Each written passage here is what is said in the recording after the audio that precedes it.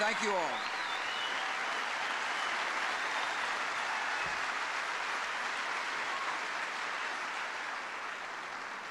Thanks for the warm welcome. Sorry Laura's not here with me. As you know, we just got back from an overseas trip, and even President Putin had heard about Laura's new job as the comedian-in-chief.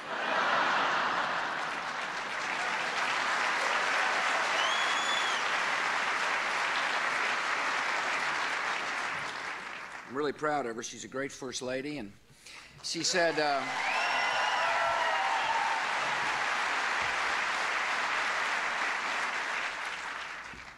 you don't go over there and start looking for a house yet. You've got 3.5 more years.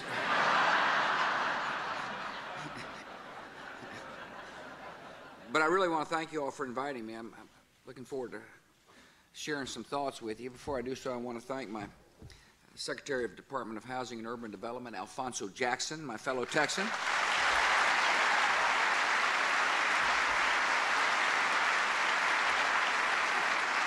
I want to thank Al Mansell, the President of the National Association of Realtors.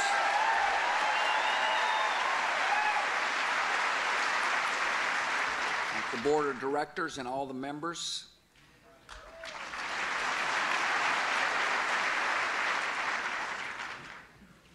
We have got an important agenda here in Washington. It's an agenda to keep this country prosperous and safe and free.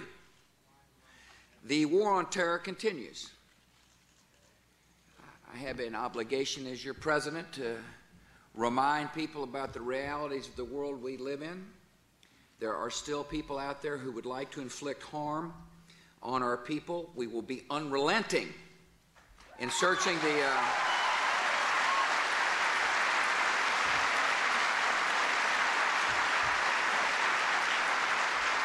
unrelenting in trying to find those who would harm our people and bring them to justice, and we will be unrelenting in our desire to spread freedom, because America understands that free societies are peaceful societies.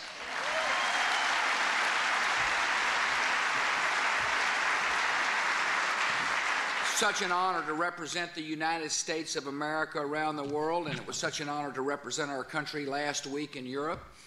We must not forget the lessons of Europe. When we see tyranny, we must resist and free people from tyranny, and we must remember the lessons of Europe.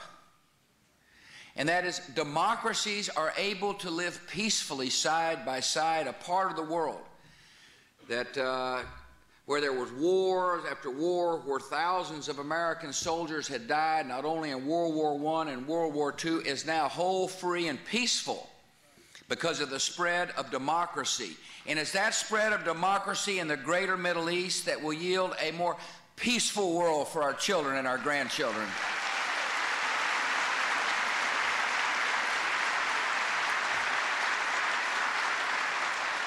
We're also putting policies in place to make this country more free and to enhance opportunity here at home. And our realtors play a crucial role in creating opportunity in America. After all, you help people attain an important part of the American experience, in the American dream, and that is owning a home.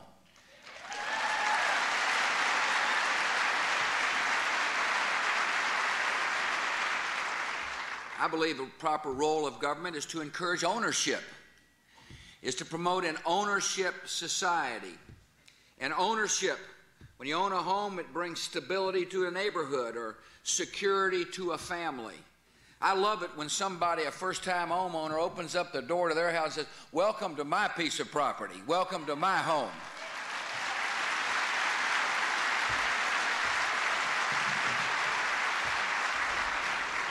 And we're making progress.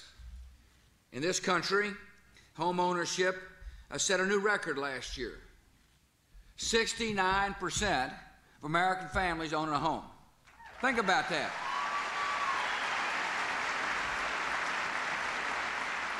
There are 74 million homeowners in America today. And that's the most ever in our nation's history. And I want to thank you for working hard to help people realize that dream.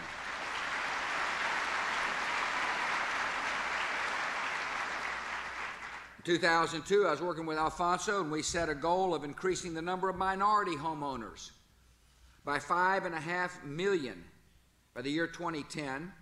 Minority home ownership in America is at an all-time high. We just set a new quarterly record this year of 51.6% of minorities own their own home.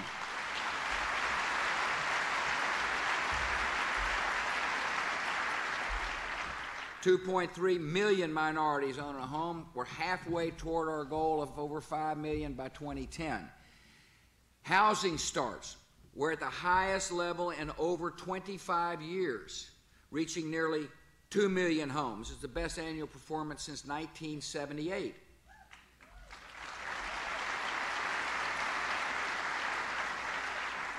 More work to be done. A year and a half ago, I signed the American Dream Down Payment Act. My 2006 budget requests $200 million for that initiative, and it's an important initiative. You see, that money will help thousands of families with their down payments and closing costs, which will help more people realize the great joy of owning their own home. To boost housing sales even more, Congress needs to pass my single-family home ownership tax credit.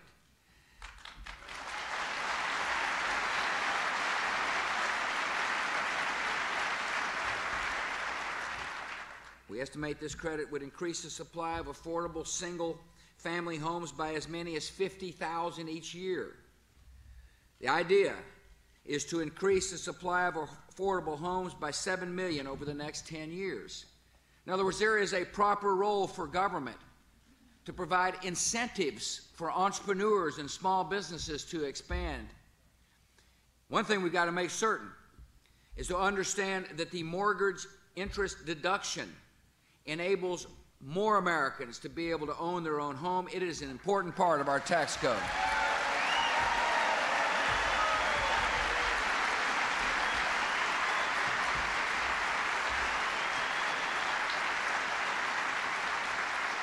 We not only want more people owning their own home, we want more people owning their own business.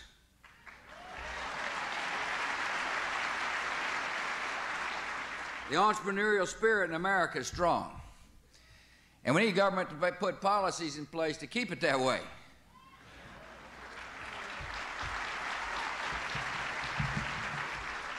So here are some ideas to help small businesses flourish and for the entrepreneurial spirit to be strong. We need to make it less costly for small businesses to provide health care for their employees.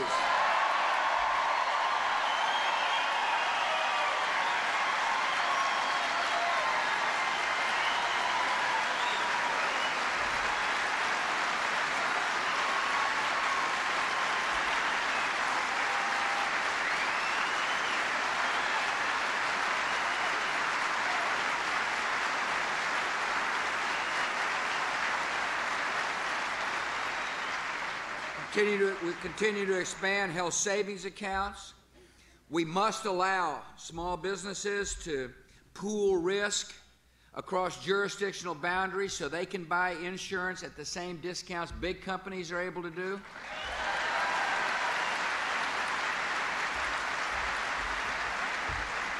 And to make sure health care is available and affordable to people from all walks of life, Congress needs to pass medical liability reform.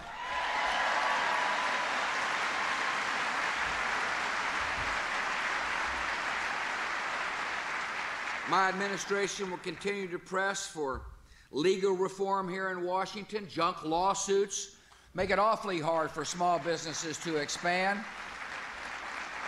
I have submitted a no-nonsense budget to the United States Congress, and part of that budget is to keep taxes low on our entrepreneurs.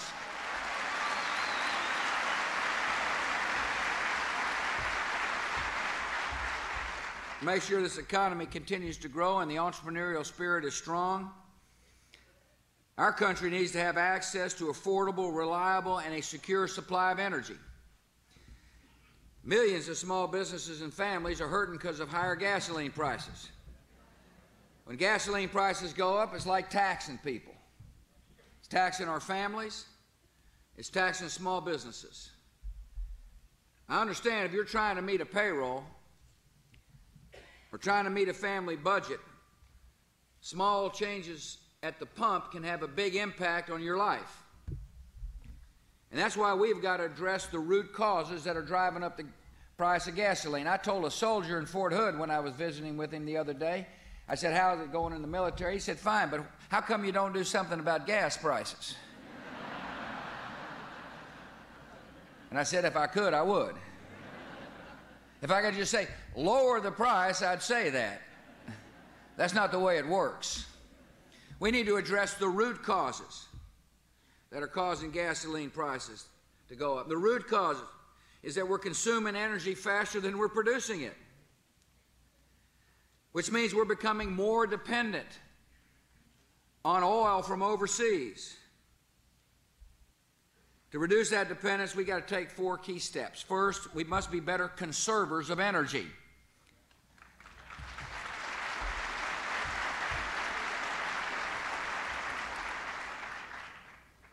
And we can use technology in a wise way to encourage conservation. Secondly, we must find innovative and environmentally sensitive ways to make the most of our existing energy resources, including oil and natural gas and coal, as well as safe, clean nuclear power.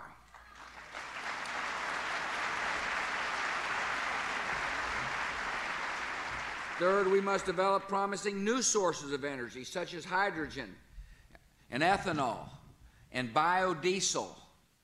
And fourth, we must help growing energy consumers overseas, like China and India. We must help them apply new technology so they can use energy more efficiently and reduce the global demand for oil. I applaud the House of Representatives for passing a good energy bill that meets the 4 criteria I outlined. And it is now time for the United States Senate to act. Congress needs to get a bill to my desk before the August recess.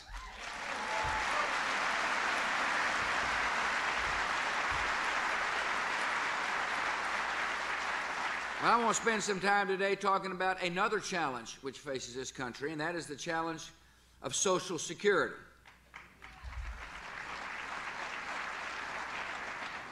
I have traveled the country a lot to talk to the people about Social Security. And one thing is for certain, the American people now understand that Social Security is headed for serious financial trouble. And they expect the folks here in Washington, D.C. to do something about it. They expect us to put aside partisan differences and focus on the good of the country.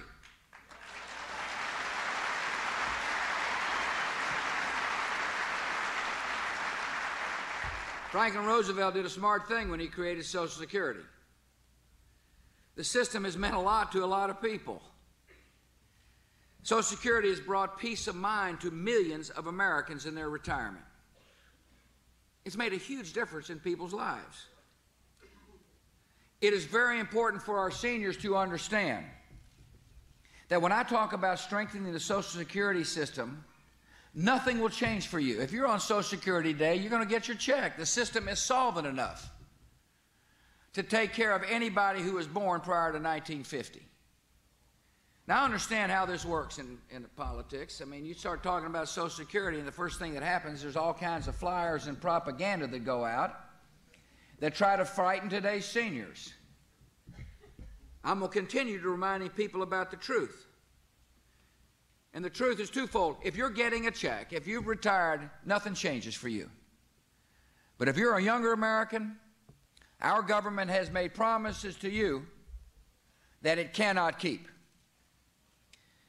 Social Security worked fine, but the problem is the math has changed. And the reason the math has changed is because people like me are getting ready to retire. And there's a lot of us. We are called the baby boomers.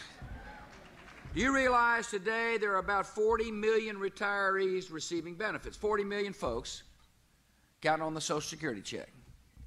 By the time the baby boomers fully retire, there will be 72 million people receiving a check. So you're beginning to get to see how the math is changing. more people will be getting checks. There's a second difference. We're living longer. People my age are going to live longer than the previous generation. The previous generation lived longer than the previous generation. That's what happens with good technology, medicine, and wise choices. I strongly urge you to exercise on a regular basis.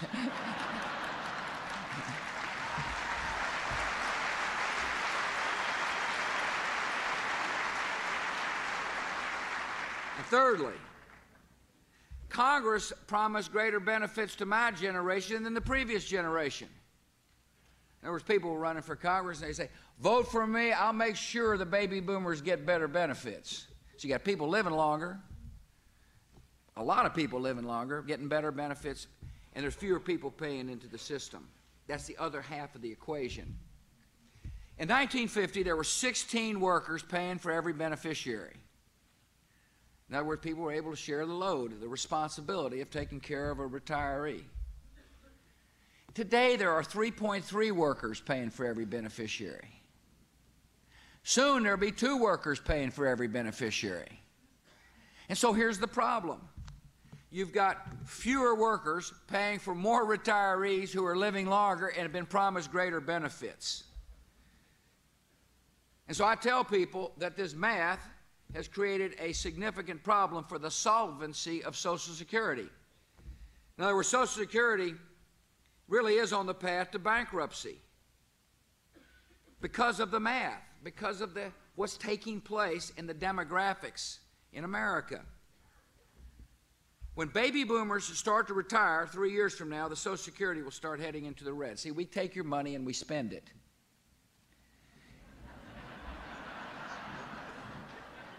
That means there'll be more people, the benefits, the Social Security benefits will be greater than your payroll taxes starting in 3 years. In 2017, the system will pay out more in benefits than it collects in payroll taxes. In other words, there will be more going out than coming in.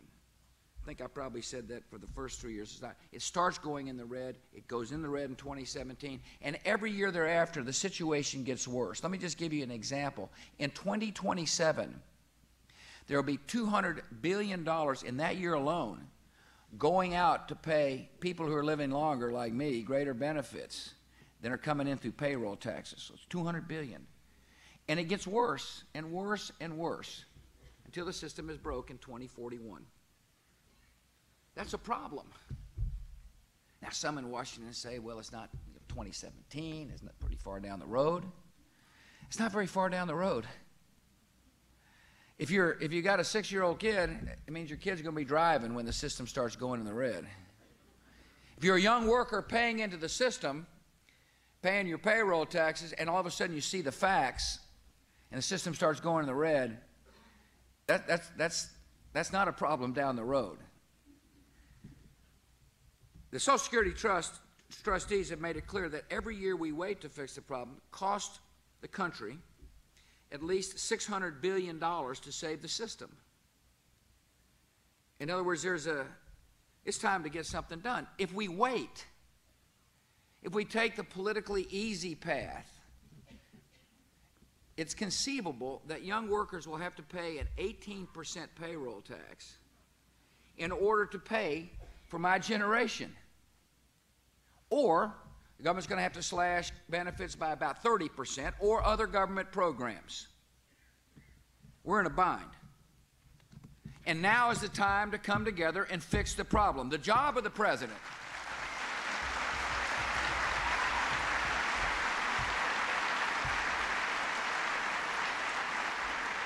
my job is to confront problems, not to pass them on to future presidents and future generations.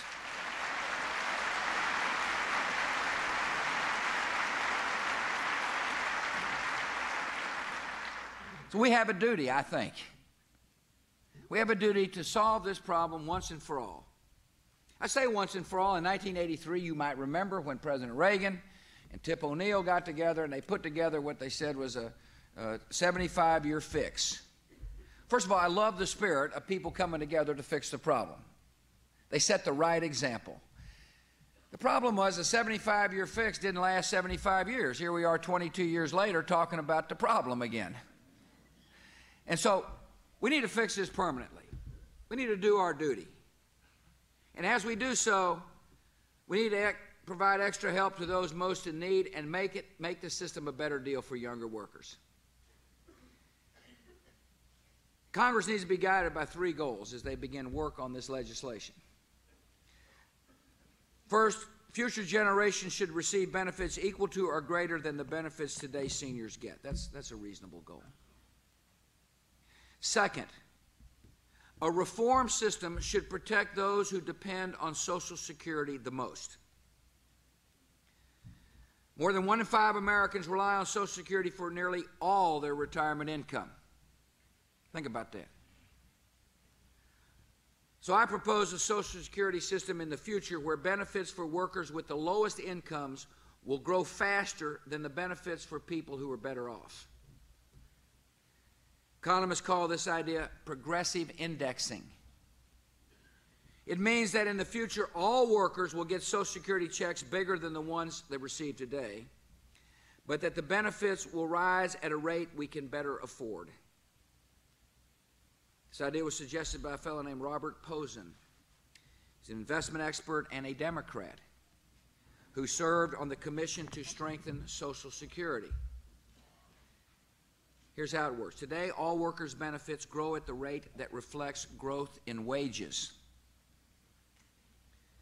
Under his plan, benefits for the poorest 30% of workers would continue to be tied to wages. For the highest earning 1% of Americans, benefits would be linked to inflation, which grows at a slower rate than wages. For all those in between, benefits would grow at a rate higher than inflation. By changing the system this way, this country will make this commitment. And I think it's an important commitment to make. If you work hard and pay into Social Security your entire life, you will not retire into poverty.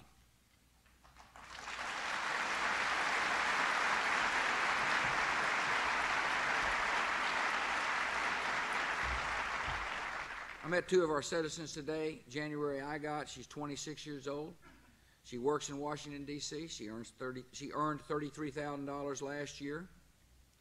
When she retires, her annual benefit under the reform plan I just outlined would be $21,700 in today's dollars. That is $3,800 more in real terms than a similar retiree receives today. I'm just trying to give you a sense of what this would mean to the average citizens. Rick Brandt is with us. He's a 38-year-old guy. He's a realtor from Newport News, Virginia. He's got 4 daughters, and he's married.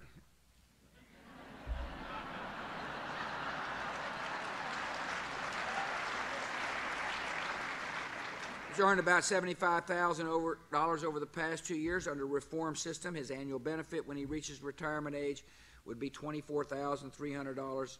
In today's dollars, $3,300 more in real terms than beneficiaries receive today. A reform system will introduce greater fairness into Social Security. And as importantly, for those who are paying into the system in the future, it puts Social Security on the road to solvency. As a matter of fact, by reducing the growth in benefits for the wealthiest Americans, we would permanently solve most of the funding challenges facing Social Security today. In other words, the reform I just outlined would provide most of the reform necessary to say that we permanently solved Social Security. Now, there are other ways to solve the rest of it, and I look forward to working with Congress to do so. But one thing we will not do is raise the payroll tax rate.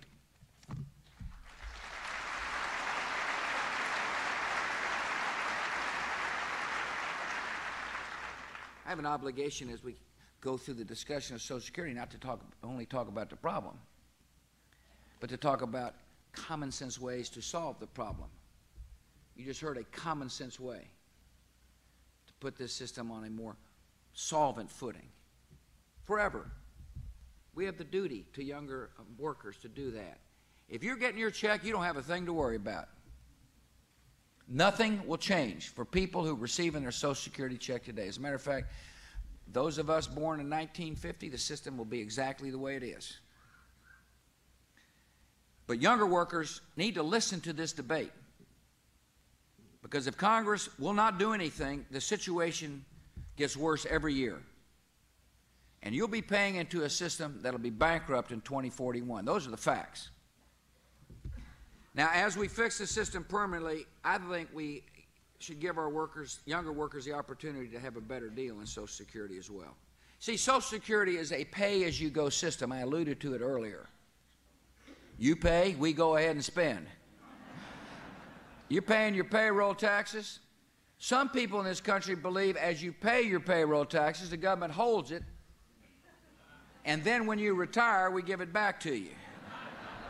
Now, the government takes your payroll taxes, we pay out to current retirees, and with any money left over, we fund the rest of government. And then what ends up happening is there is a filing cabinet in West Virginia that's got an IOU in it. I know firsthand, I saw the filing cabinet with the IOUs. That's the solvency of the system. The solvency of the system is paper. See, I think we ought to replace the empty promises of government with real assets. In other words, give younger workers the opportunity, if they so choose, to put a portion of their payroll taxes in a voluntary personal savings account. They should be allowed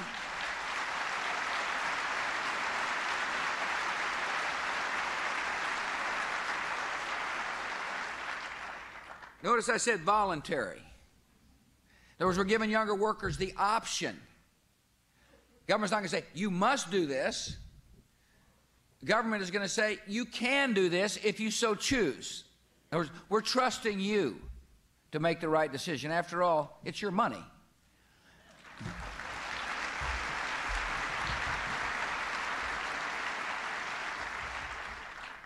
You should be allowed, if you so choose, to invest in a conservative mix of bonds and stocks, which would give you the benefit of the power of compound interest.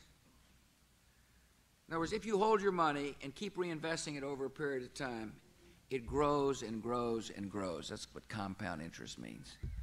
The accounts would give you an opportunity to earn a better rate of return on your money than the current Social Security system does. Today, for example, Social Security provides an annual rate of less than 2% for younger workers in the workforce. It's not a very good deal. You're paying into a system which will be broke in 2041, and not only that, you don't earn very much on your money. A mixed portfolio of conservative investments could be expected to pay you 4.6% minimum. In other words, you put money aside in a conservative mix of bonds and stocks, you should be able to get 4.6 quite easily. Many of you who are managing your own money know that over time you get a lot better than that. And here's what a personal account earning 4.6% would mean for a 20-year-old mom earning $8 an hour over her career. In other words, the kind of person that we want to make sure doesn't retire into poverty. If she so chooses to invest $600 of her payroll taxes in a voluntary account each year, by the time she retired, she could expect to have a nest egg worth about $100,000 in today's dollars. In other words, that $600 contribution would grow over time in a conservative mix of bonds and stocks. Take this as an example, just to give you a sense of how interest will cause your assets to grow. Say one of your children becomes a nurse and she marries a policeman. And both enter the workforce in 2011, and they work their entire careers. And they contribute a third of their payroll taxes, and they put in a conservative mix that yields a 4.6% investment. By the time they reach 65, they would have accounts worth $669,000 that they could call their own. That's $669,000 in today's dollars, not the dollars when they're 65 years old. In other words, money grows. It doesn't grow very much at 2%. It grows a heck of a lot better at 4.6% or better. And I think government ought to give people the chance, the option of taking some of their own money and watching it grow at a better rate than the government can get for them in the Social Security system.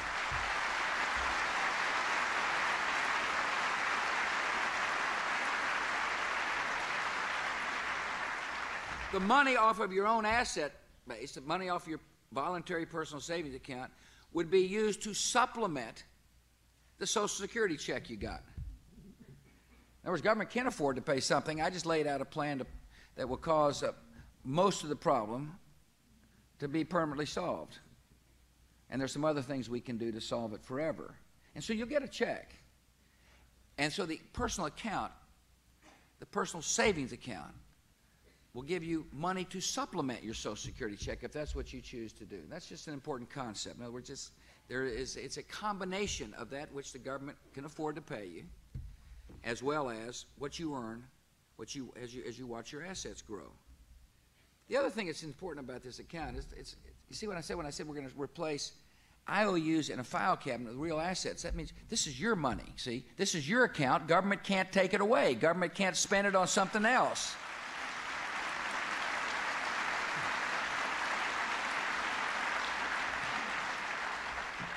Voluntary accounts would help with some of the unfairness in today's system. And the system is unfair. For some folks, if your spouse dies before you're 62 years old, the Social Security system gives you a burial benefit. In other words, you two people working in the family all their life, spouse dies prior to 62, what you get as your benefit is they bury your spouse for you. That's it. When you reach retirement age, the system says you can take your check or your spouse's check, which is ever higher, but not both. Now think about that system.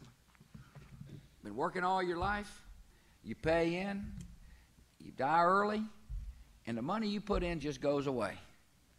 That's not a fair system. We got people working all their lives at hard work, contributing by payroll taxes into a Social Security system. The good Lord takes one of the members of the family away, and all the money you put into the system does not accrue to the benefit of your loved one. You get the benefit, you get the higher of the spouse's benefits or your benefits, which is ever higher, but not both. That's the way the system works. If you're able to put aside some of your own money in an account you call your own, and if you die early, you can leave that asset base to your spouse or your kids to help them along.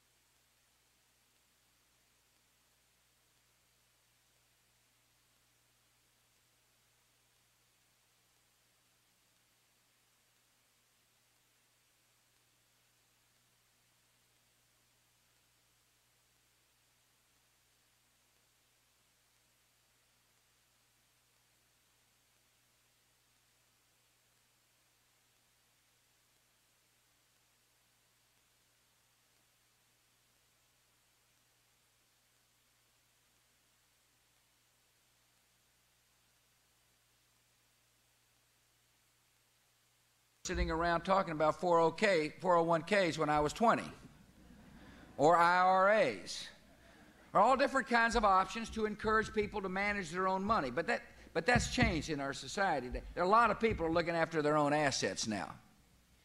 People are used to investing. Thousands of young Americans are becoming accustomed to watching their own assets grow through 401ks and IRAs.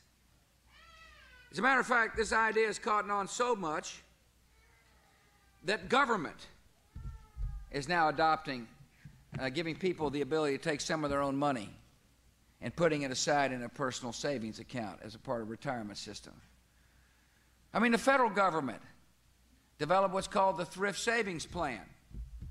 Here we are debating Social Security. Some people are saying we can't give people the right to manage some of their own money. Yet guess what's happening in Washington? They've decided that they're going to set aside some of their own money and get a better rate of return on their money because it grows over time.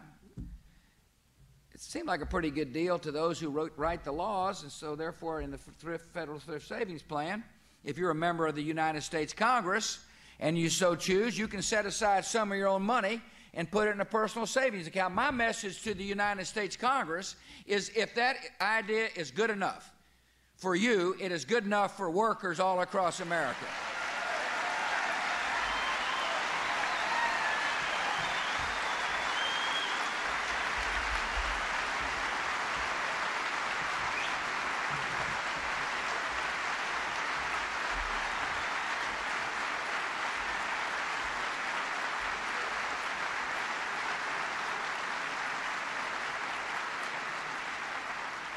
We have an obligation to confront problems head on here in Washington.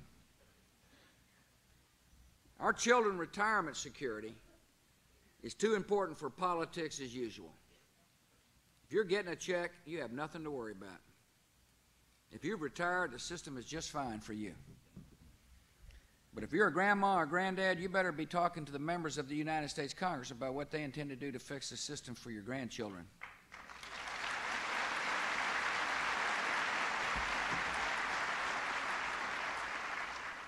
We have a shared responsibility here in Washington to work together. We got a great opportunity to permanently reform Social Security so that seniors will be kept out of poverty when they retire. We got a chance to spread ownership. I talked about home ownership earlier. I talked about owning your own business. Another way to encourage ownership in America is to let more people manage their own money when it comes time to their retirement. I don't think investments ought to be confined just to the investment class. I understand the more that people own something, the more they watch their assets grow, the better off America is. I want people from all walks of life working hard and developing assets and savings that they can pass on to their children, if that's what they choose to do. The more ownership we have in America, the better off America is. It is time